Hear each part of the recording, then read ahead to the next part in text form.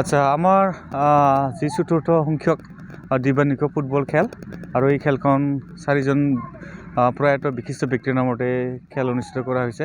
তেওঁলোক হৈছে প্ৰয়াত বগাৰাম ৰাভা, প্ৰয়াত হৰিচৰণ বড়ো, আমাৰ প্ৰয়াত তৰুণ বড়ো আৰু প্ৰয়াত গংগা বড়ো। তেখেতসকলৰ সোঁৱৰণতে আমাৰ এই খেল অনুষ্ঠিত কৰা হৈছে আৰু এই খেলখন আমাৰ 11 তাৰিখৰ পৰা সম্পূৰ্ণ 19 তাৰিখলৈকে চলি থাকিব। 19 তাৰিখে আমাৰ ফাইনেল গেল হ'ব। এতিয়া আমাৰ দ্বিতীয় ৰাউণ্ডৰ খেল অনুষ্ঠিত হৈ আছে। কিমানটা দলে অংশগ্ৰহণ কৰিছে? ইয়াত সম্পূৰ্ণ আমাৰ G21 হয়। আমাৰ 21টা দলে এই খেলত অংশগ্ৰহণ কৰিছে।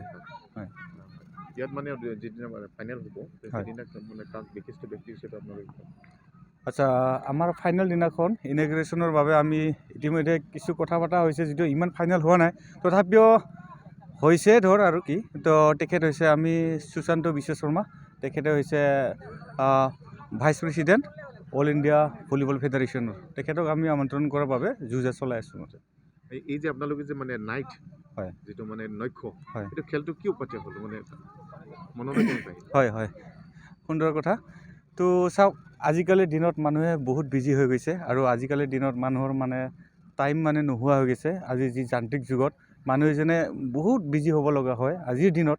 তো সেইকাৰণে আমি দেখাও পাওঁ এতিয়া আমি প্ৰেক্টিকেলি দেখা পাওঁ খেলবিলাকত আজিৰ দিনত দিনত যদি খেল পতা যায় কোনো মানে খেল চোৱাৰ মানে হেৰি এটা নাথাকে, ৰস এটা নাথাকে।